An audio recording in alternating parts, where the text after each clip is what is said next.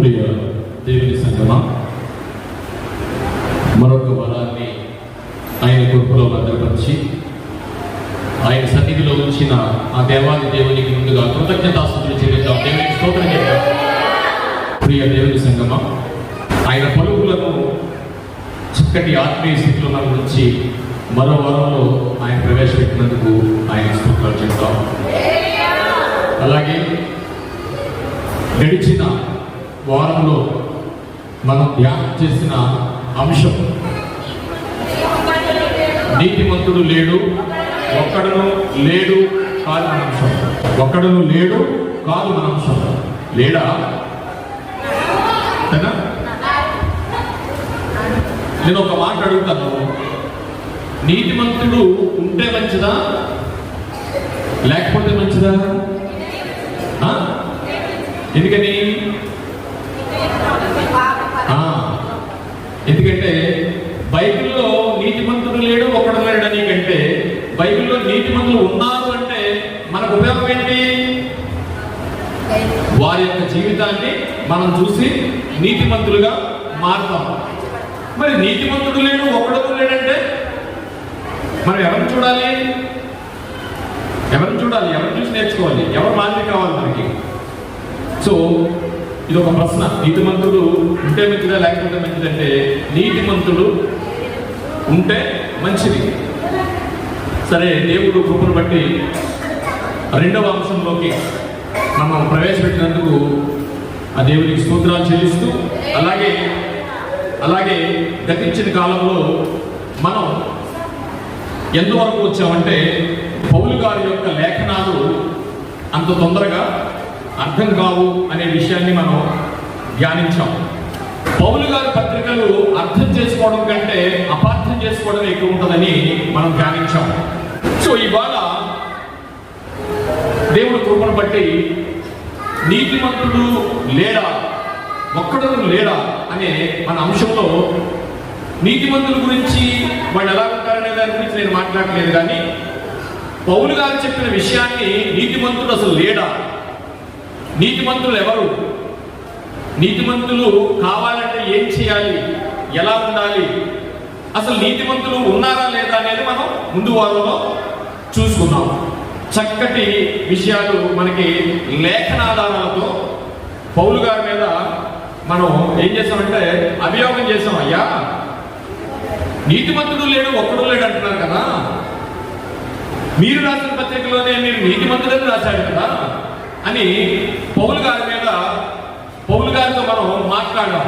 ఏమంటే ఇగో నీతిమంతులు ఉన్నారని, చాలా మంది ఉన్నారని. అందులో ఒక అద్భుతమైన విషయాన్ని కూడా మనం మాట్లాడుకోలేదు, ఓవరాల్గా చెప్పేస్తున్నాను.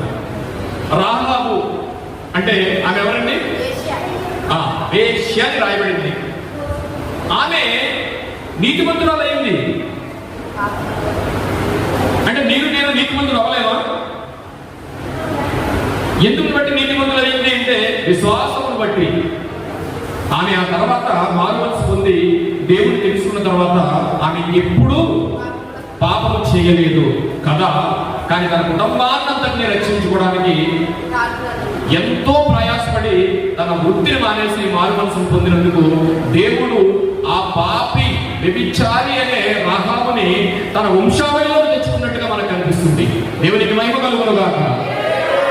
అలాంటి వాళ్ళే మారుమనసు పొంది నీతిమంతులుగా మారినప్పుడు మనం ఎందుకు నీతిమంతులుగా మారకూడదు? ఒక్కడు లేడు, నీతిమంతుడు ఒక్కడు లేడు అనేది పౌలు గారు మాట్లాడుతున్నారా, ఇంకెవరైనా మాట్లాడుతున్నారా? పౌలు గారు ఎందుకు ఆ పదప్రయోగం చేశారనే విషయాన్ని ఈరోజు మనం తెలుసుకున్నాం. ముందు వారంలో మనం తెలుసుకున్నది ఏంటంటే నీతిమంతులు ఉన్నారని, నీతిమంతులు కావడానికి వాళ్ళ క్వాలిఫికేషన్ ఏంటో, ఎంతమంది ఉన్నారో వాళ్ళందరినీ మనం చూసాం. మొన్న మనం రాహాబు గారిని చూడలేదు కనుక ఆవిడ కూడా ఒకసారి మనం చూసాం. మరొక ఆయన చూసుకుంటే పాత నిబంధనలో లోతు గారండి. లోతు నీతిమంతుడు, కానీ ప్రపంచమంతా ఆయన గురించి ఒక విమర్శనాత్మకమైన అంశం జరుగుతూ ఉంటుంది.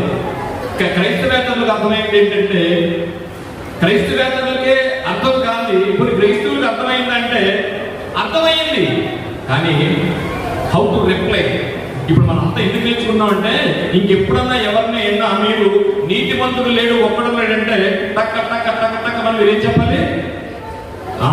మనం విన్నదంతా చెప్పాలి. ఇప్పుడు ప్రార్థనా పనులు ఉన్నారు, ఇక్కడ చాలా ప్రార్థన చేస్తారు. దానికంటే ముందు బైబిల్ వీరులు కావాలి. ఏ వీరులు? బైబిల్ వీరులు కావాలి. అందుకని ఇవాళ 2వ వారంలో ప్రవేశపెట్టిన దేవాది దేవునికి మరొకసారి కృతజ్ఞతాస్తుతులు చెల్లిద్దాం. దేవునికి మహిమ కలుగును గాక.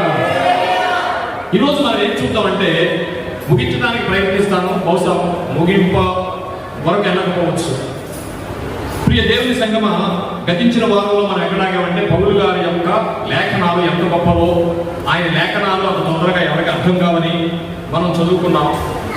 ఇప్పుడు అదే వాక్యాన్ని మరొకసారి ధ్యానిద్దాం. రోమిలికి రాసిన పత్రిక 3వ అధ్యాయము నేను చదువుతాను, వినండి. నీతిమంతుడు లేడు, ఒక్కడునూ లేడు, గ్రహించువాడును లేడు, దేవుని వెదకువాడును లేడు.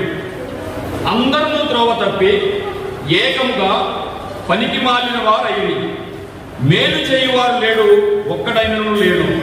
వారి గొంతుగా తెరచిన సమాధి, తమ నాలుకతో మోసము చేయుడు. వారి పెదవుల క్రింద సర్ప విషం ఉన్నది, వారి నోటి నిండా శపించుటయు పగయు ఉన్నది. రక్తము సిందించుటకు వారి పాదములు పరిగెత్తుచున్నవి. నాశనము కష్టమును వారి మార్గములో ఉన్నవి, శాంతి మార్గము వారు ఎరుగరు. వారి కన్నుల ఎదుట దేవుని భయము లేదు. ఇది పౌలు గారు ఎవరికి రాస్తున్నారు అనుకున్నాం మనం ఈ లేఖ? పౌలు గారు ఎవరికి రాస్తున్నారు ఈ లేఖ అంటే, 1వ శతాబ్దంలో యేసుప్రభు వారు ఆరోహణ అయ్యి పరలోకం వెళ్ళిపోయిన తర్వాత మేడగదిలో పరిశుద్ధాత్ముడు సర్వసత్యం భూమి మీదకి వచ్చినప్పుడు అక్కడ మారిన యూదులు 3000 మంది పేతురు గారు విని, ఆ 3000 మంది చాలా సంఘాలుగా చాలా చక్కటి ఆత్మీయంలో పెరగడానికి అందరూ ఉంటే, వారందరి గురించి పౌలు గారు రాస్తున్న లేఖని మనం చెప్పుకున్నాం. ఎందుకు పౌలు గారు ఆ సంఘాన్ని కట్టకపోయినా, ఆ వ్యక్తులను చూడకపోయినా, ఎందుకు పౌలు గారు ఈ విషయాన్ని అరే బాబు నీతిమంతుడు లేడు, ఒక్కడు లేడని వాళ్ళని డిస్కరేజ్ చేయడానికి రాస్తున్నాడా? ఇది నేను ఒక ఉదాహరణ చెప్తాను. నాకు కూడా ఒక స్నేహితుడు వచ్చాడు. ఆ స్నేహితుడు వచ్చి నన్ను మాట అన్నాడు. ఏమన్నాడంటే, అయ్యా నేను మొన్న ఎక్కడికో వెళ్ళాను, అక్కడ చాలా మంది పాస్టర్లు ఉన్నారు, విశ్వాసులు ఉన్నారు. నేను చాలా ఏంటో అనుకున్నానండి, అక్కడ ఏం పరిస్థితి బాగోలేదండి అన్నారనుకోండి. అప్పుడు నేను ఏమనాలి? అందరూ అలా ఉండరండి, అందరూ మంచోళ్ళు ఉండరు, అందరూ చెడ్డవాళ్ళు ఉండరు. అందుకని దేవుడు మీకు ఏమైతే అప్పచెప్పాడో ఆ పని మీరు కొనసాగించండి అనాలి.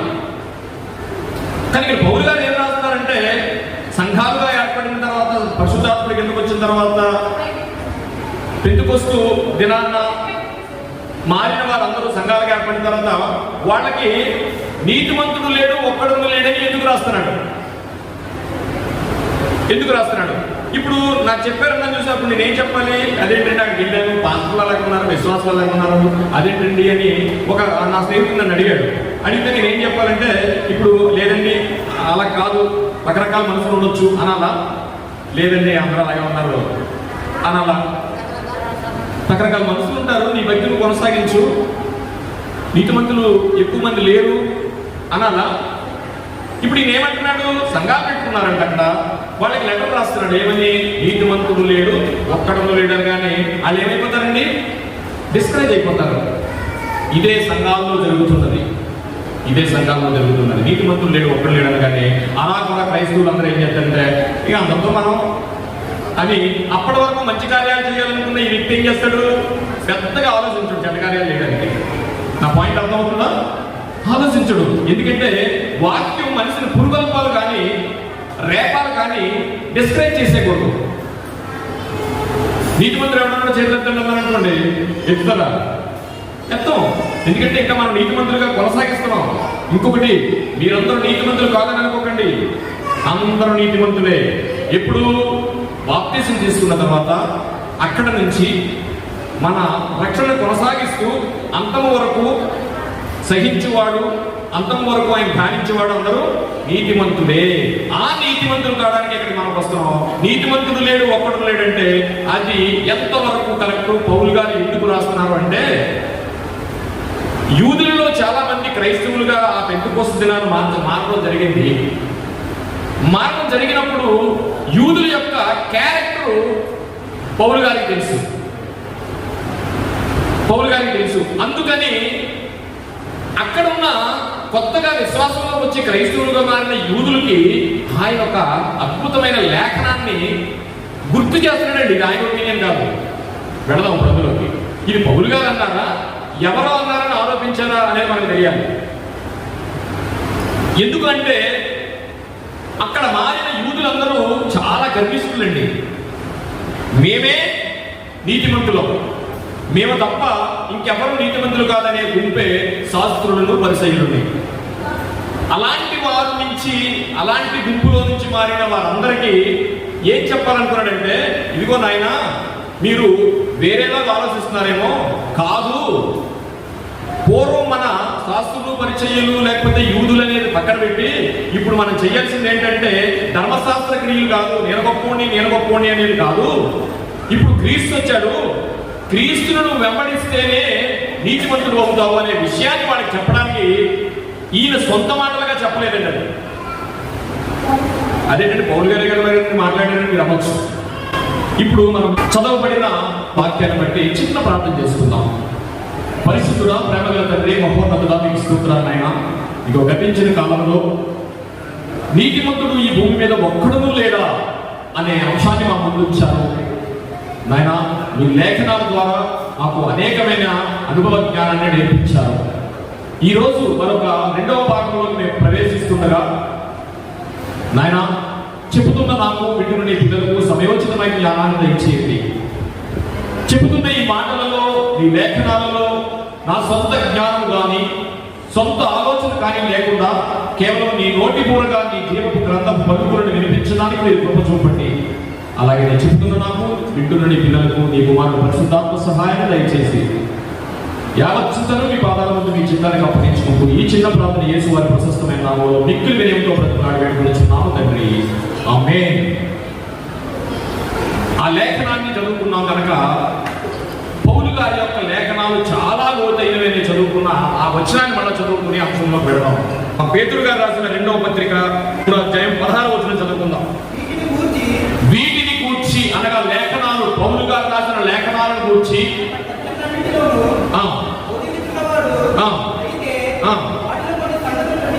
వాటిలో కొన్ని సంగతులు గ్రహించుటకు కష్టమైనవి.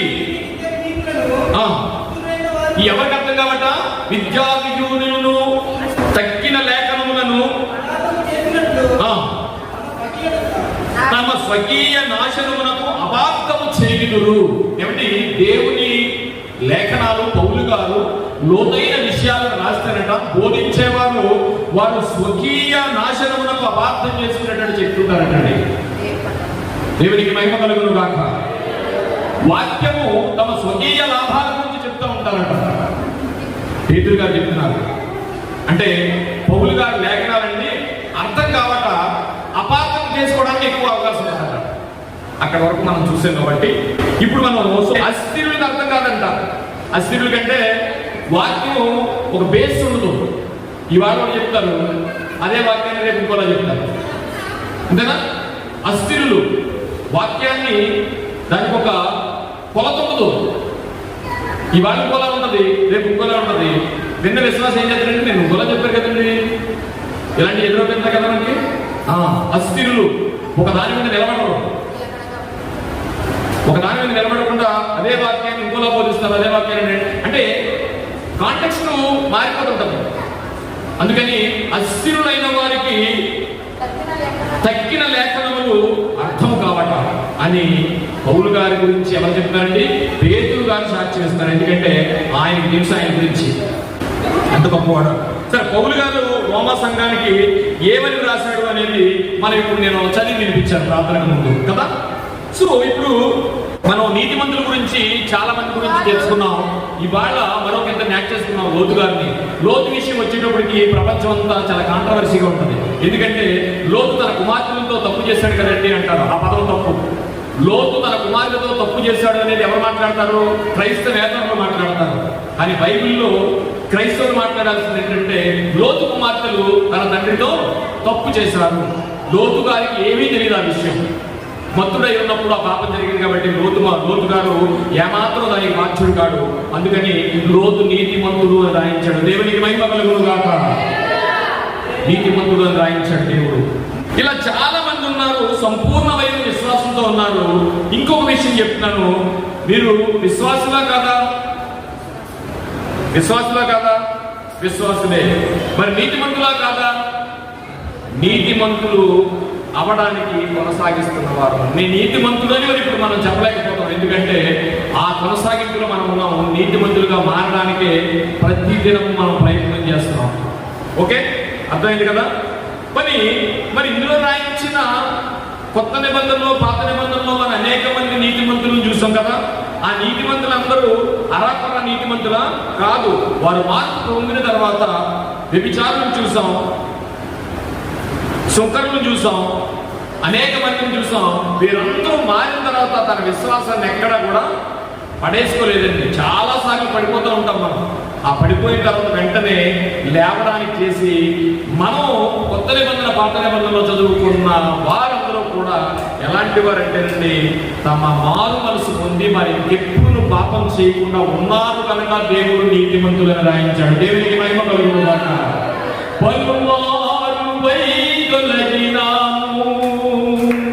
ఈ పరలోక దర్శనము నుండి విలువైన దివ్య తగినట్టు జీవించనైతే పరుమారు వైదొలగి ఈ పరలోక దర్శనము నుండి విలువైన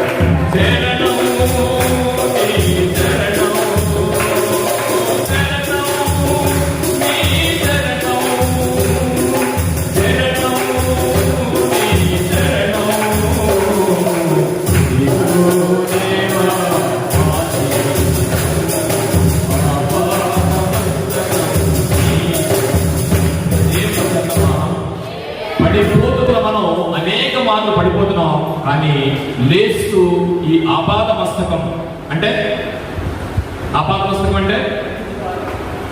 నడినెత్తి మొదలుకొని అరికాలు వరకు ఆయనకి అప్పచెప్పేయాలి. అంటే సజీవ యాగముగా మనం మన శరీరాలను దేవుడికి అప్పగించుకుని ఆపాద మస్తకం అంటే అర్థం ఏంటంటే నడినెత్తి మొదలుకొని అరికాలు వరకు ఆయన అధికారానికి మనం అప్పచెప్పేసుకుంటున్నాం. సో వారందరూ అలాంటి వాళ్ళు. మనం చూసిన వారందరూ మనం ఒక వాక్యాన్ని చదువుకున్నాం.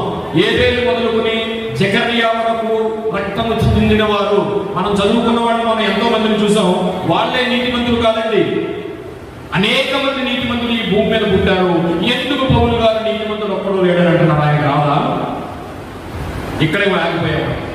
నీతిమంతుడు లేడు కదా, మనం మాత్రం ఇంకా ఏమవుతామే, మనం కూడా అనాథ వాళ్ళు కదా, మనం నీతిమంతులు వెళ్తామని లోకంలో మాటలు కదా, గుంపులో పోయినామని అలాగా మనసు మార్చేసుకుంటున్నారు. కానీ ఆ పాద మస్తకాన్ని ఆయన అప్పచెప్పి అనుదినము వాడు నిలబడి నీతిమంతుడు అవడమే మన గోలు. దేవునికి మహిమ కలుగును గాక. ఈ క్రైస్తుడు గారిని ఎందుకు మారేవంటే నీతిమంతుడు అవ్వడానికి. నువ్వు నీతిమంతుడివి, నీతిమంతురాలివి. ఆ నీతిమంతుడు అవ్వడానికే మనం దేవుని దగ్గరికి వచ్చాము, విన్నాము, క్రీస్తుని గురించి విశ్వసించాము, మారుమనసు పొందాము, బాప్తిసం తీసుకున్నాము. ఆయన నీతిని కొనసాగిస్తున్న వాళ్ళు మామూలు విషయం కాదండి. ఇక్కడికి వచ్చిన వాడు అంటే ఒక్కొక్కరు దేవుని అండర్లో జీవగ్రంథంలో రాయబడిన వారు. ఆ పేరు చెప్పేసుకోకుండా మనం ఎలా ఉండాలో తెలుసండి, నీతిమంతులుగా కొనసాగాలి. దేవునికి మహిమ కలుగును గాక. నీతిమంతుడు లేడు, ఒకడు లేడు అనగానే ఇంకెవరు లేరు కదా, నేనెందుకని నీ పేరు చెప్పేసుకుంటాను. వాళ్ళని విన్నది దాని వలన ఆ పేరు ఒకవేళ చిరిగిపోయి ఉంటే మరలా తిరిగి మళ్ళా రాయించుకోవాలి. దేవునికి మహిమ కలుగును గాక. అది చూద్దాం వీళ్ళరా, ఎందుకు పౌలు గారు ఆ మాట మాట్లాడారు. అసలు పౌలు గారు ఆయన మాట్లాడిందేనా అని మనం ఆలోచిస్తే, మొన్న రాజుల గ్రంథంలో కూడా చూసాం. ఏంటి, మొదటి రాజుల గ్రంథం 8:46 పాపము చేయని వాడు ఒక్కడూ లేడు. రాజుల గ్రంథంలో చూసాం. నిజమే, లేఖనాలు అలాగే ఉన్నాయి. ఇక మూడవదిగా ఓ పెద్ద ఆయన మాట అన్నాడు, అది కూడా చూద్దాం. ప్రసంగి గ్రంథము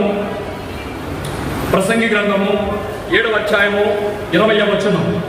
ఆసక్తి ఉన్న వాళ్ళందరూ ఇది బైబిల్ క్లాస్ కనుక మనకి ఒక అంశంగా మనం మాట్లాడుకున్నాం కాబట్టి చక్కగా రాసుకోవాల్సిన వాళ్ళు రాసుకోండి. ఇప్పుడు మనం ఎక్కడికి వెళ్తామంటే, పౌలు గారు అన్నారు ఒక్కడో లేడని. రాజుల గ్రంథంలో మనకి రాయబడింది, అది చూసాం, ఒక్కడో లేడు నీతిమంతుడు అనే విషయాన్ని ప్రత్యక్షంగా పరోక్షంగా. ఇప్పుడు అదే మాటని ఇంకెవరన్నారు అని అనుకుంటే ప్రసంగి గారి దగ్గరికి వెళ్దాం. జ్ఞానం ఎక్కువ కదా, ఇంటి జ్ఞాని కదా, ఆయన ఏమన్నాడో చూద్దాం. పాపము చేయక మేలు చేయుచుండు నీతిమంతుడు భూమి మీద ఒక్కడైనను లేడు. దేవునికి మహిమ కలుగును గాక. మనం ముందు వారం అంతా ఇప్పటి వరకు పౌలు గారిని అపార్థం చేసుకున్నామేమో. ఎందుకంటే అదేంటయ్యా, ఎంతమంది నీతిమంతులు ఉండగా నువ్వు నీతిమంతులు లేవంటున్నామని పౌలు గారిని అనుకుంటూ వచ్చాం కదా మనం. కాబట్టి ఇక్కడ చాలా పెద్ద ఆయన పౌలు గారిని అవుతారు మనం చూసావా, మా అన్నయ్య కూడా అదే చెప్తున్నాడు. దేవునికి మహిమ కలుగును గాక. అంతే కదా, పౌలు గారికి మరి జ్ఞాని సులభని అన్నయ్య. ఎందుకంటే ఆయన పెద్దడు కదా, ఆయనే చెప్తున్నాడు, మీరు నన్ను నీతిమంతులుగా ఒక్కలేడంటే మీరేం కాదన్నాను చూసా, ఆయన చెప్తున్నాడు అంటాడు పౌలు గారు. ఉంటుంది అంతే కదా. పాపము చేయక మేలు చేయుచుండు నీతిమంతుడు భూమి మీద ఒక్కడైనను లేడు. చాలండి, పౌలు గారే అనుకున్నాం. కానీ జ్ఞాని అయిన సొలొమోను కూడా పాపం చేసిన వాడు భూమి మీద ఉన్నారని చెప్తున్నాడు, కానీ ఒక్కడు లేడని కాదు. సో ఇప్పుడు పాత నిబంధనలో జ్ఞాని చెప్పిన ఆ మాట ఏమో, కొత్త నిబంధనలో పౌలు గారు చెప్పిన ఆ మాట గురించి మనం ఒక ప్రశ్న వేసుకుందాం. దేవుడు ఒకసారి నీతిమంతులను రాశాడు అంటే అతను నీతిని కాపాడుకున్నట్టే లెక్క, అది గుర్తుంచుకోండి. ఇప్పుడు నీతిమంతుడు ఒక్కడో లేడంటే నిజంగా మనలో ఎవడో లేడేమో, కానీ నీతిమంతులు అవుదాం మనం, అవ్వాలి. అందుకే మనం ఈ లేఖనాలను చూస్తున్నాం. నీతిమంతుడు అయ్యారు కనుక లేఖనాల్లో రాయించాడు, మనం పెండింగ్లో చూపాడు. అందుకే మనం ఇక్కడికి వస్తున్నాం నీతిమంతులు కావడానికి. అందుకని కొత్త నిబంధనలో పౌలు గారికి ముందున్న నీతిమంతులు తెలుసు, పాత నిబంధనలో సొలొమోను గారికి అంతకు ముందున్న వాళ్ళందరూ తెలుసు. ఎంతమంది తెలిసినా పౌలు గారు మాట్లాడుతున్న మాటలో ఏదో ఆంతర్యం ఉంది, రహస్యం ఉంది. ఇందులో మనకు తెలియాల్సింది ఏదో ఉంది. ఏమిటి ఈ మాటలో ఉన్న పరమార్థం అంటే చూద్దాం ప్రియులారా. మొదట్లోకి వెళ్ళిపోదాం. ఎక్కడ మొదట్లోకి? మనం ఎక్కడైతే మొదలు పెట్టామో అక్కడికి వెళ్దాం. రోమా పత్రిక 3వ అధ్యాయం 11వ వచనంలో మనకి ఏం రాసింది? నీతిమంతుడు లేడు, ఒక్కడను లేడు. మరి 10వ వచనంలో ఏముందో చూసారా? 10వ వచనంలో ఏముందంటే చూడండి. 10వ వచనంలో ఇందును గూర్చి రాయబడినదేమనగా, ఎందుకు ఏమిటి పౌలు గారు మాట్లాడుతున్నారా? ఎక్కడో ఉన్నదాని గురించి మాట్లాడుతున్నారా? అయినా పౌలు గారు దేని గురించి మాట్లాడుతున్నారు? ఇందును గూర్చి వ్రాయబడినదేమనగా అని మాట్లాడుతున్నాడు. అంటే ఎక్కడో రాసిన విషయాన్ని మాట్లాడుతున్నాడు. జాగ్రత్తగా అర్థం చేసుకోవాలి. ఏమన్నాడండి? ఇందును గూర్చి వ్రాయబడినదేమనగా అంటే, అమ్మా నేను మీకు విషయం చెప్తున్నాను, నేను ఎక్కడో చదివాను, ఇందులో గురించి వ్రాయబడినది ఏంటంటే అని చెప్పినప్పుడు అది నా సొంత మాట, ఎక్కడో చూసి దాన్ని గుర్తు చెప్తున్నాను మీకు, ఎక్కడో రాసిన దాన్ని చూసి మీకు చెప్తున్నాను. ఇప్పుడు ఇందులో గురించి వ్రాయబడినది ఏమనగా అన్నది పౌలు గారు సొంత మాట లేకపోతే ఎక్కడో రాసిన దాన్ని మనకు చెప్తున్నాడా? ఇప్పుడు చాలా జాగ్రత్తగా ఆలోచించండి, మీకు క్లారిటీ వస్తుంది. పౌలు గారు డిక్లేర్ చేయలేదు ఇక్కడ, అయ్యా నీతిమంతుడు లేడు, ఒక్కడో లేడంటే పౌలు గారు డిక్లేర్ చేయాల, చెప్పేయట్లేడు. ఎక్కడో జరిగిందంట, ఇందులో గురించి వ్రాయబడిందట. ఆ వ్రాయబడిన దాన్ని ఈయన చెప్తున్నాడంట. ఏంటది? నీతిమంతుడు లేడు, ఒక్కడు లేడు, గ్రహించేవాడు ఎవరు లేడు ఏడని ఎవరు చెప్తున్నారు? పౌలు గారు ఎక్కడ చెప్తున్నారు? ఇందులో గురించి ఎక్కడో రాయబడిందట. ఆ రాయబడిన మాటలని ఇక్కడ చెప్తున్నాడు. ఇప్పుడు చెప్పండి, మీకు అర్థమైందా? పౌలు గారి మాటలు అవి ఎక్కడో రాసిన మాటలు మనకి మళ్ళీ గుర్తు చేస్తున్నాడా? ఎక్కడో రాసిన మాటలు మనకు గుర్తు చేస్తున్నాడు. ఎందుకంటే దేవుడు ఒక చోట రాయించాడంటే మళ్ళా వేరే చోట చెప్పిస్తున్నాడంటే ఇంకేదో మనకు అర్థం కాలేదు. దేవుడు మనతో మాట్లాడుతున్నాడు. ఇప్పుడు మన పుస్తకాలు ఉన్నాయనుకోండి, పాఠ్య పుస్తకాలు ఉన్నాయనుకోండి, ఇక్కడ ఉన్నదే ఇంకో చోట ఉందనుకోండి, దాన్ని ఏమంటాం? ప్రింటింగ్ మిస్టేక్ అంటాం. మరి దేవుడు మిస్టేక్ రాస్తాడా? అదే మళ్ళా రాస్తున్నాడంటే ఇదిగో ఆ తరం వాడి గురించి ఈ తరంలో కూడా మళ్ళా గుర్తు చేస్తున్నాడు. దేవునికి మహిమ కలుగును గాక. ఎప్పుడో రాసేసిందట. మళ్ళా పౌలు గారు కొత్తగా అక్కడ సంఘాలు ఏర్పడుతున్నాయి కదా, వాళ్ళకి నాయన మీకు తెలీదు, మీ యూదులు క్రైస్తవులుగా మారారు కదా, ఆ యూదులు సరైన వాళ్ళు కాదు, ఎందుకంటే వాళ్ళు చాలా గర్వంగా ఉన్నవాళ్ళు. అందుకని శాస్త్రుల పరిచయం గురించి సాక్షాత్ యేసు ప్రభు వారు ఆయన సత్శరీరుడుగా ఉన్న కాలంలో మాట్లాడాడు. శాస్త్రులను పరిచయులను మోషే పీఠములందు కూర్చుందురు కానీ చక్కగా డ్రెస్ వేసుకుని, కోట్లు వేసుకుని, మేము నీతిమంతులు అని గడ్డాలు పెంచుకుని, టోపీ పెట్టుకుని చాలా గొప్పగా ఉంటారంట. మేము నీతిమంతులు అని తిరుగుతారట. అందుకని ఆయన మేము మోషే పీఠములందు కూర్చుందురు కానీ వారు చెప్పుదులే కానీ చేయరు. కానీ చాలా గర్విష్ఠులట వాడు. ఇదే అధ్యాయంలో ఒక్కసారి పౌలు గారు తనంతా తను మాట్లాడుతున్నాడు లేదు అనేది మనకు అర్థమైంది. ఇందును గూర్చి వ్రాయబడినది ఏమనగా నీతిమంతుడు లేడట, ఒక్కడును లేడట మనకు చెప్తున్నాడు. ఎక్కడ వ్రాయబడినది? ఆ పైకి వెళ్ళి ఒకసారి 3వ అధ్యాయంలోనే 9వ వచనం చూడండి, 4వ వచనం చూడండి. 4వ వచనం, ఈ నీ మాటలలో నీవు నీతిమంతుడుగా. చూడండి, ఇక్కడ పౌలు గారు సంఘానికి ఎందుకు రాస్తున్నాడంటే కొత్తగా యూదులందరూ క్రైస్తవులు అయ్యారు కాబట్టి, బాబు మీరందరూ ధర్మశాస్త్రానికి అలవాటు పడిపోయి ఉన్నారు, ధర్మశాస్త్రంలో చేసిన నీతి ఇప్పుడు క్రీస్తుకి సంబంధం లేదు. ధర్మశాస్త్రంలో చేసిన నీతి క్రియలన్నీ ఇప్పుడు ప్రస్తుతం క్రీస్తుని ఒప్పుకుంటేనే నువ్వు నీతిమంతుడు అవుతావు అనే విషయాన్ని శాస్త్రులు పరిచయం యూదుల గురించి తెలిసిన పౌలు గారు అలా ఏమన్నా వీళ్ళు తప్పిపోతారేమో, కొత్తగా మారిన యూదులుగా క్రైస్తవులుగా మారిన యూదులని పౌలు గారు వాళ్ళకి లేఖ రాస్తున్నారు. ఆ లేఖలో భాగమైంది 4వ వచనం, నీ మాటలలో నీవు నీతిమంతుడుగా మార్చబడినట్లును, నీవు వాచ్యమాడినప్పుడు గెలిచినట్లును అని వ్రాయబడిన ప్రకారము ఇదిగో చెప్తున్నాడు. చాలా చోట్ల రాసింది. అదే మీకు గుర్తు చేస్తున్నాము. ఎందుకంటే మీరు ధర్మశాస్త్రం లేనప్పుడు, ధర్మశాస్త్రం ఉన్నప్పుడు, ఇప్పుడు కొత్త నిబంధనలు వచ్చాం కనుక విశ్వాసం, మీరు ధర్మశాస్త్ర విశ్వాసాన్ని పట్టుకుని ఏమనకండి. ఇప్పుడు క్రీస్తు విశ్వాసంలోకి వెళితేనే, విశ్వసిస్తేనే అని మాట్లాడుతూ లెటర్ రాస్తున్నాడు. చదవమ్మా. వ్రాయబడిన ప్రకారము ప్రతి మనుష్యుడును అబద్ధికుడు కాను దేవుడు సత్యవంతుడు కాక తీరడు. మన దుర్నీతి దేవుని నీతికి. చూడండి, మనం నీతిమంతులు అని చెప్పుకుంటా ధర్మశాస్త్రాలు గడిపాము. ఇప్పుడు చాలా జాగ్రత్తగా ఉండాలి. క్రీస్తు సారూప్యంలోకి వెళితేనే మీరు నీతిమంతులు అవుతారనే విషయాన్ని రాస్తూ 9వ వచనం చూడండి. అలాగైనా ఏముందుము,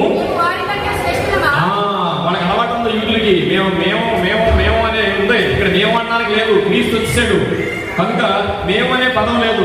మేము చదవమ్మా. మేము వారికంటే శ్రేష్ఠులమా? ఎంత మాత్రమును కాము. యూదులేమి గ్రీకు దేశస్థులేమి అందరూ పాపములకు లోనై ఉన్నారని ఇంతకు ముందును ఇంతకు ముందు దోషారోపణ చేసి ఉన్నారట. ఈ ఇప్పుడు ఏంటంటే ఆయన మాటలు కాదు ఇవన్నీ, ఇంతకు ముందే దోషారోపణ చేసి ఉన్నాము. దేవునికి మహిమ కలుగును గాక. పౌలు గారు మాట్లాడిన మాట కాదని మనకు అర్థమైంది కదా. నీతిమంతుడు లేడు, ఒక్కడు లేడని పౌలు గారు తన సొంత మాట కాదు. దేవునికి మహిమ కలుగును గాక. 9వ వచనంలో చూస్తే ఇంతకు ముందే దోషారోపణ చేయబడింది మంచోడు కాదని, నీతిమంతులు లేరని దోషారోపణ అంటే ఏంటి? దోషారోపణ ఎవరు చేశారంటే ఇందును గురించి రాయబడినది ఏమనగా ఎక్కడ రాయబడింది? ఇది ఎక్కడ రాయబడింది? ఈ వచనాలన్నీ ఎక్కడ రాయబడ్డాయని మనకు తెలియాలనుకుంటే దావీదు గారు గొలియాతుని చంపి అంటే ఫిలిస్తీన్లందరినీ జయించి సౌలు గారికి తన రాజ్యాన్ని అప్పగించాడా? తెలుసు కదా, ఎంతని అప్పగించాడు. అంటే ఇజ్రాయేల్ మొత్తాన్ని ఎవరు కాపాడారు? ఫిలిస్తీన్ నుంచి దావీదు గారు కాపాడారు. ఆ కాలంలో దావీదు గారు కాపాడితే ఎవరో వచ్చి పాట పాడారు స్త్రీలందరూ. ఎందుకు పాడారు పాట? స్త్రీలందరూ పాట పాడారు. దావీదు గారు గొలియాతుని చంపేసినట్టు. రాజుగారికి 1000, దావీదు గారికి 10,000 అనగానే రాజుగారికి ఏమొచ్చింది? ఈర్ష్య స్టార్ట్ అయింది. ఈర్ష్య వచ్చినట్టు ఏం చేశాడు? ఇదంతా వదిలేశాడు, రాజుని చంపాడని మొదలెట్టాడు. ఇక రాజుకి ఎలా ఉంటుందండి? అలాంటి సమయంలో ఆయన ఏంటిది, నీతిమంతులు లేరా అని ఆయన 14వ వచనంలో 14వ కీర్తనలో ఒక మాట రాశాడు. చూడండి, కీర్తన గ్రంథము 14వ అధ్యాయము. దేవుడు లేడని బుద్ధిహీనులు తమ హృదయంలో అనుకుందురు, వారు చెడిపోయిన వారు అసహ్య కార్యములు చేయుదురు, మేలు చేయువాడు ఒక్కడను లేడు. ఇందాక మనం ఎక్కడ జరిగిన ప్రసంగిలో చదివేదాన్ని, మేలు చేయువాడు ఒక్కడను లేడు.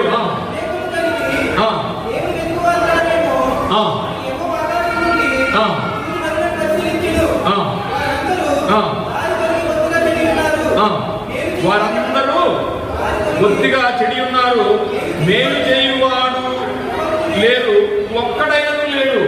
చూసారంటే ఎక్కడ మాట్లాడుతున్నారు? ఇది ఇందును గూర్చి వ్రాయబడినది ఏమనగానే పౌలు గారు ఎవరి మాట మాట్లాడినప్పుడు? దావీదు గారు మాట్లాడిన మాటని కొత్త నిబంధనలో వాళ్ళకిలాగా మీరు కూడా యూదుల నుంచి క్రైస్తవుల్లోకి వచ్చారు కాబట్టి బాబు చాలా జాగ్రత్తగా ఉండాలి, పాత నిబంధనలోనే చెప్పేశాడు, సరైన వాడు కాదని, అందుకని మీరు జాగ్రత్తగా ఉండాలని 3వ అధ్యాయంలో పౌలు గారికి ఏమి రాస్తున్నాడు? పౌలు గారు ఏమి రాస్తున్నాడండి? లేఖ రాస్తున్నాడు. నాయన ఇందును గురించి వ్రాయబడింది ఏంటంటే మన పితరులు రాశారు. ఏమని? మేలు చేయువాడు ఎవరునూ లేరు, ఒక్కడైనను లేడు. అంటే నీతిమంతుడు లేడు, ఒక్కడును లేడని ఇదివరకే రాయబడింది. ఆ విషయాన్ని జ్ఞాపకం చేస్తూ పౌలు గారు ఏం చేస్తున్నారండి? ఇప్పుడు చెప్పండి, పౌలు గారి సొంత ఆలోచన ఇది కాదండి. పౌలు గారు డిక్లేర్ చేయండి, మీకు చాలా వరకు క్లారిటీ వచ్చి ఉంటుంది. పౌలు గారికి ఇంతమంది భూమి మీద ఎంతమంది ఉన్నారో పౌలు గారికి తెలియదండి. పాత నిబంధనలో పంచకాండాలను అవపాసన బట్టి దాన్ని తినేసిన పౌలు గారండి. ఎంతమంది ఉన్నారో ఎవరున్నారో ఒక పౌలు గారికి తప్ప మిగతా వాళ్ళు ఎవ్వరికి కూడా ఆయన లేఖనాలు అర్థం కావండి. ఆయన ఏమంటాడండి? నీతిమంతుడు లేడు, ఒక్కడు లేడు అంటాడా? కాదండి.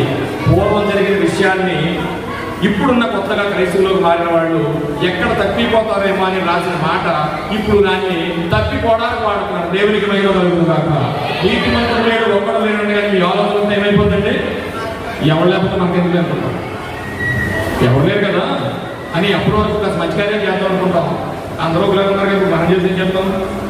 నలుగురితో మనం వెళ్ళిపోదాం అనుకుని ఏం చేద్దామంటే డిస్కరేజ్ అయిపోయి ఏం చేస్తామంటే ఇవి మనం మాట్లాడుకున్నారు కదా, పలుమార్లు వైఫలకి నాలుగు అలాగా వైద్యులకు పోయి మళ్ళీ ఏం చేస్తామంటే వెనక్కపోతాం. కనుక పౌలు గారు ఇది డిస్క్రైబ్ చేయడానికి రాశాడా, ఎంకరేజ్ చేయడానికి రాశాడా అంటే వారిలో భక్తిని పెంచడానికి, ఎంకరేజ్ చేయడానికి మాత్రం రాసింది ఇది. దేవునికి మహిమ కలుగును గాక.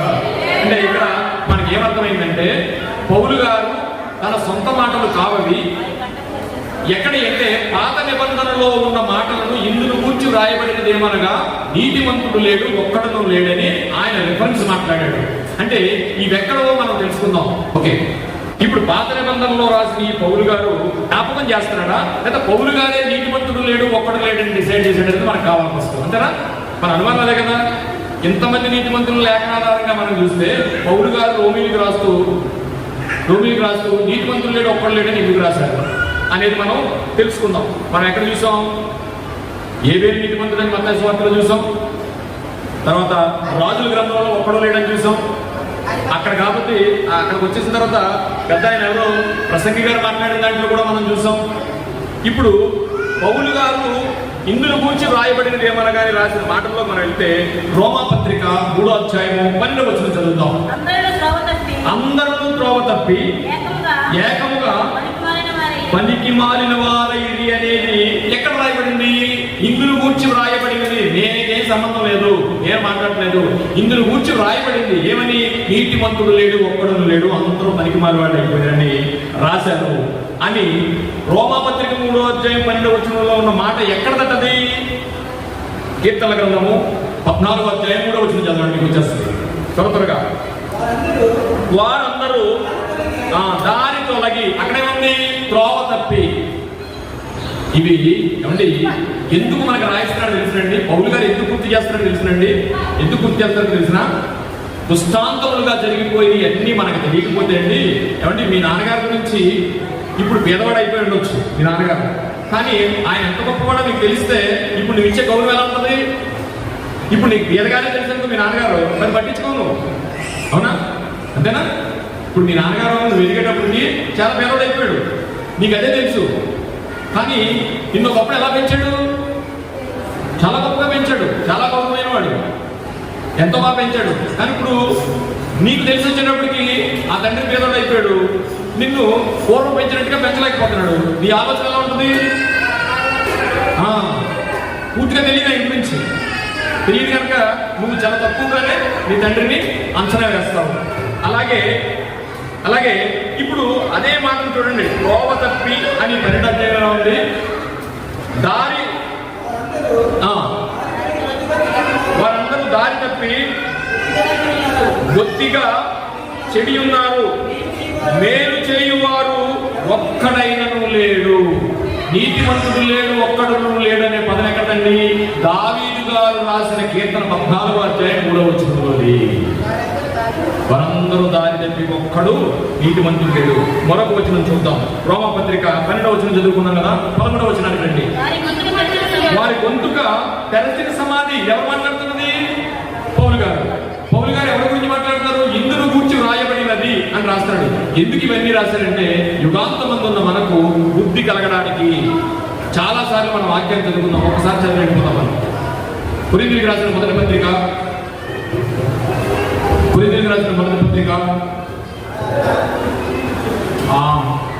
10వ అధ్యాయం 11వ వచనం.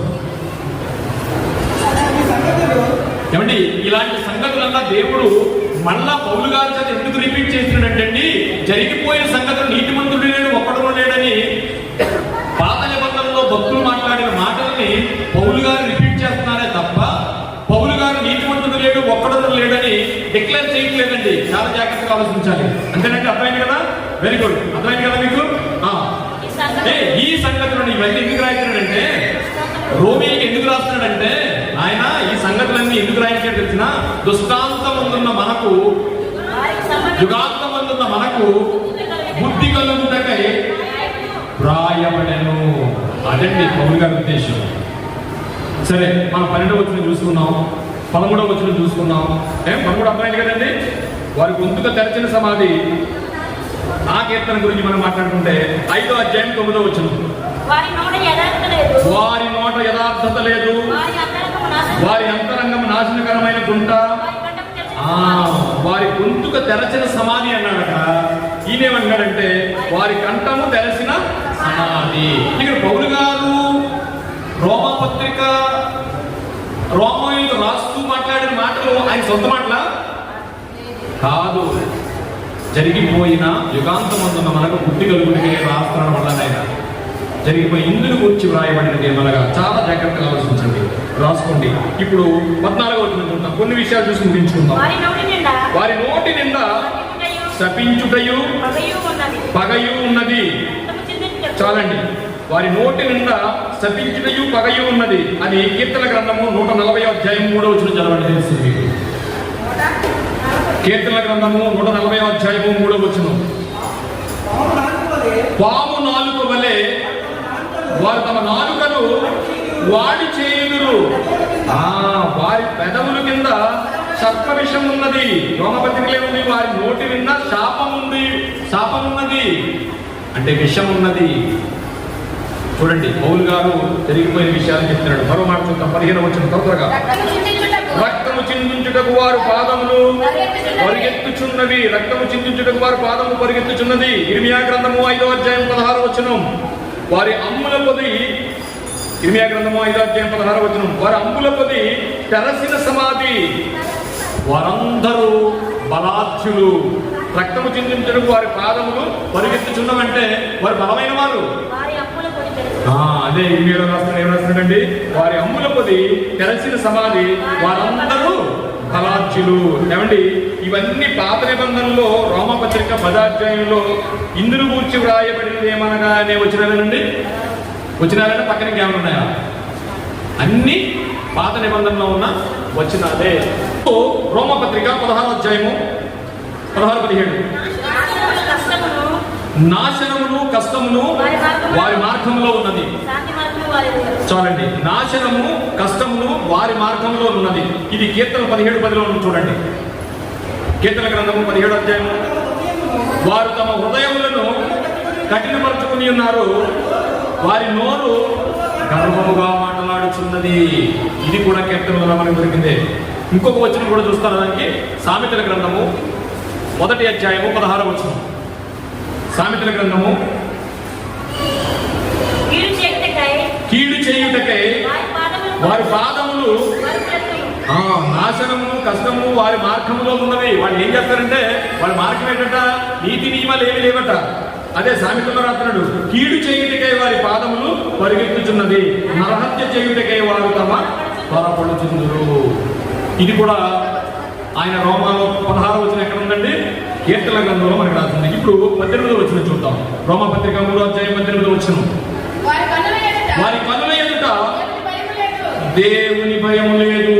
ఇది కూడా పౌలు గారు రోమిలకు రాస్తున్నారు. అది ఎక్కడ ఉందట? కీర్తన గ్రంథము 36వ అధ్యాయము 1వ వచనం. కీర్తన గ్రంథము 36వ అధ్యాయము 1వ వచనం, భక్తిహీనుల హృదయములలో అతిక్రమము దేవోక్తి వలె పలుకుచున్నది, వారి దృష్టి ఎదుట దేవునికి భయం లేదు. దేవునికి భయం లేదు అక్కడ ఏమన్నాడండి? ఇది బైబిల్ ఎవరు రాస్తున్నారు? పౌలు గారు రాస్తున్నారు. ఎక్కడ మాట అంటే 36వ వచనంలో, భక్తిహీనుల హృదయంలో అతిక్రమము దేవోక్తి వలె ఉన్నది. వాళ్ళు అతిక్రమంగానే ఉంటారట, కానీ చాలా భక్తిగా కనిపిస్తారట. వాళ్ళ భక్తి ఎలా ఉందంట? దేవుడి వాక్యంతో లేదట, కానీ కనిపించడానికి మాత్రం ఎలా కనిపిస్తారంట? బ్రహ్మాండంగా కనిపిస్తారట. మేము భక్తులు వాళ్ళని కనిపిస్తారట. భక్తిహీనుల హృదయంలో అతిక్రమము దేవోక్తి వలె పలుకుచున్నది, వారి దృష్టి ఎడల దేవునికి వారికి భయం లేదు. అదే యోగు గ్రంథంలో కూడా మనం చూడగలిగితే 5వ అధ్యాయం 16వ వచనం చూడండి, కావున పేదలకు నిరీక్షణ కలుగును, అక్రమము నోరు మూసుకును. సో ప్రియా దేవుని సంగమా గమనించండి. అంటే పౌలు గారు నీతిమంతుడు లేడు, ఒక్కడను లేడు అనేది ఆయన సొంత ఆలోచన కాదు. ఇందును గూర్చి వ్రాయబడింది ఏమనగా అని మాట్లాడిన మాట ఎక్కడది అంటే పాత నిబంధనలో అనేకమైన భక్తులు వారు దైవావేశంతో దేవుని రాసిన మాటలని పౌలు గారు అన్నారు తప్ప నీతిమంతుడు లేడు, ఒక్కడను లేడనే మాట పౌలు గారిని కాదు. సో ఇప్పుడు ఏం చెప్పాలనుకుంటున్నానంటే ప్రియులారా, నీతిమంతులు ఎంతమంది ఉంటే ఒక్కడను లేడని ఎందుకు అన్నారు అనే ప్రశ్న మన ముందు ఇంకా ఉంది. ప్రశ్న ఇంకా మన ముందు ఉంది. ఎవరు నీతిమంతులు అవుతారు? ఎలా నీతిమంతులు అవుతారు? మరి పాత నిబంధనలో వాళ్ళందరూ క్రీస్తు తెలుసా? పాత నిబంధనలో మనం ఎంతో మందిని చూసాము. వాళ్ళందరూ క్రీస్తు తెలుసా? మనకి లేట్ కదా అప్పటికి. మరి వాళ్ళు ఎలా నీతిమంతులు అయ్యారు? పైన రాశారు చూసారా, మీరు ధర్మశాస్త్ర క్రియల వలన ఏమాత్రమును మీరు నీతిమంతులు కారు, రాబో క్రీస్తుని ఒప్పుకుంటేనే మీరు నీతిమంతులు అవుతారు. మరి పాత నిబంధనలో ఉన్న భక్తులకి నీతిమంతులు అవడానికి క్రీస్తు ఉన్నాడా? మన ముందున్న ప్రశ్న. క్రీస్తు లేడు, మరి ఎలా నీతిమంతులు అయ్యారు? రోమపత్రిక 1వ అధ్యాయం 20వ వచనం చదువుకుని మనం ముగించుకుందాం. ఇక్కడ నా పాయింట్ ఏంటంటే చూడండి, మీకు అందరికీ ఒక డౌట్ రావచ్చు. ఎందుకంటే ఏమండి, చాలా మంది నీతిమంతులు మనం చూసాం కదా. ఈ నీతిమంతులు క్రీస్తును నమ్మితేనే నీతిమంతులు అవుతారు, క్రీస్తును నమ్మకుండా ఈ భూమి మీద ఎవరు కూడా నీతిమంతులు కారనే విషయం పౌలు గారు చెప్పడానికే ఈ లేఖ రాశారు. 20వ వచనం చదువుకుని మనం ముగించుకుందాం. యాలయనగా ధర్మశాస్త్ర సంబంధమైన క్రియల మూలముగా ఏ మనుష్యుడును ఆయన దృష్టికి నీతిమంతుడని తీర్చబడడు. చాలండి. మరి ధర్మశాస్త్ర సంబంధమైన క్రియల వలన ఎవరు నీతిమంతుడని తీర్చబడకపోతే ధర్మశాస్త్రం లేనప్పుడు, ధర్మశాస్త్రం ఉన్నప్పుడు నీతిమంతుల గురించి మనం చూసాం కదా. అర్థమైన పాయింట్. ఇక్కడ పౌలు గారు ఆఖరి 20 వచనంలో ఏమన్నాడంటే, ఎందుకు రాస్తాడంటే, బాబు మీరు అనుకున్న ధర్మశాస్త్రంలో ఉన్న నీతిని చేస్తే మీరు నీతిమంతులు కాదు. ఇప్పుడు మీరు ఏం చేయాలంటే క్రీస్తును ఒప్పుకోవాలనే విషయాన్ని చెప్పడానికి 20వ వచనంలో, అనగా ధర్మశాస్త్రము సంబంధమైన క్రియల మూలంగా ఏ మనుషుడు ఆయన దృష్టికి నీతిమంతుడిగా తీర్చబడను. ఇప్పుడు మనం ఒక ప్రశ్న వేసుకుని ముందున్నాం. ధర్మశాస్త్ర ప్రకారంగా ఎవరూ నీతిమంతులు కాకపోతే ధర్మశాస్త్రానికి కాలానికి ముందున్న అబ్రహాము గారు వీళ్ళందరూ నీతిమంతులు చదువుకున్నాం. ధర్మశాస్త్రం వచ్చిన తర్వాత సొలొమోను గారు వీళ్ళందరూ వచ్చిన తర్వాత అక్కడ కూడా చాలా మంది నీతిమంతులు ఉన్నారని చదువుకున్నాం. మరి వీళ్ళందరూ నీతిమంతులు ఎలా అయ్యారు? ధర్మశాస్త్రం లేకపోతే ధర్మశాస్త్రాన్ని నమ్ముకున్నంత మాత్రాన్ని మీరు నీతిమంతులు కాదు. క్రీస్తును ఒప్పుకుంటేనే నీతిమంతులు. అప్పుడు క్రీస్తు లేడు, మరి వీళ్ళు ఎలా నీతిమంతులు అయ్యారు? మనం అనుకున్న ప్రశ్న అది. ఆ ప్రశ్నని దేవుడు అవకాశం ఇస్తే మరో వారంలో మనం చదువుకుందాం, ధ్యానిద్దాం. ఆయన మీకు మీ మాటలు దీవించును గాక. చిన్న ప్రార్థన చేసుకుంటాం. దేవునికి మహిమ కలుగును గాక. సొంతం చెప్పండి. అందరికి అర్థమైందని అనుకుంటున్నాను. ఏ మాత్రం అర్థం కాకపోయినా చక్కగా ఆ ప్రశ్న పక్కన రాసుకోండి. ఏం అడగాలనుకున్నారో, ఏ డౌట్ వచ్చిందో మీరు పక్కన రాసుకోండి. ఏ మొహమాటం లేదు. ఓకే? ఈ ప్రపంచంలో మీరు ఏది సంపాదించినా, ఏది కూడబెట్టుకున్నా, ఏది కూడా రాదు. లేఖనం మాత్రమే నిత్య జీవాన్ని ఇస్తుంది. దేవునికి మహిమ కలుగును గాక. ప్రార్థన చేసుకుంటాం. మహోన్నతుడు మహాప్రసిద్ధుడైన మా పరలోకపు తండ్రి, ఇదిగోనైనా అల్పుడనైన నేను ఇలా నిలవబెట్టి జ్ఞానం కలిగిన నీ పిల్లల ముందు కొన్ని మాటలను వివరించడానికి మీరు ఇచ్చిన ఈ అవకాశానికే మీకు కృతజ్ఞతాస్తుతులు చెల్లిస్తున్నాం తండ్రి. నాయనా, ఇదిగో నీ మాటలు మాట్లాడుతున్నప్పుడు మీరు చెవిటారని నీ లేఖనం చెప్తుంది. మా మాటలన్నీ మీరు విన్నారు. ఇంకా జ్ఞానయుక్తమైన మాటలు నా నోట దయచేయండి. అలాగే నీ పిల్లలు వినడానికి వారికి సమయోచితమైన జ్ఞానాన్ని దయచేయండి. విన్న వాక్యాన్ని ఆయన చక్కగా వారి మరొక్కసారి ప్రియాసంగంలాగా ధ్యానించడానికి మీరు కృప చూపి నడిపించమని, నీ చిత్తమైతే ఈ 2వ భాగాన్ని కూడా నడిపించుకుని మీకు స్తోత్రాలు చెల్లిస్తూ, రాబో 3వ భాగంలో కూడా మేము ప్రవేశించి అనేక విషయాలు తెలుసుకుని ఈ లేఖనంలో ఉన్న ఆంతర్యాన్ని, మర్మాన్ని మేము తెలుసుకుని ఆయన ఇంకా నీకు దగ్గరికి రావడానికి, విశ్వాసంలో పెరగడానికి మీరు కృప చూపి నడిపించమని ఈ చిన్న ప్రార్థన యేసువారి ప్రశస్తమైన నామములో మిక్కిలి వినయంతో బ్రతులాడి వేడుకొనుచున్నాము తండ్రి. ఆమేన్. అందరికీ వందనాలండి. లేఖనాలను చదవండి. ఆ రోమపత్రిక మళ్ళా చదవండి. వచ్చేవారు చక్కటి వాక్యాన్ని దేవుడు వినిపించాలని ప్రార్థన చేయండి. అందరూ దేవునికి మహిమ కలుగును గాక. ఆమేన్.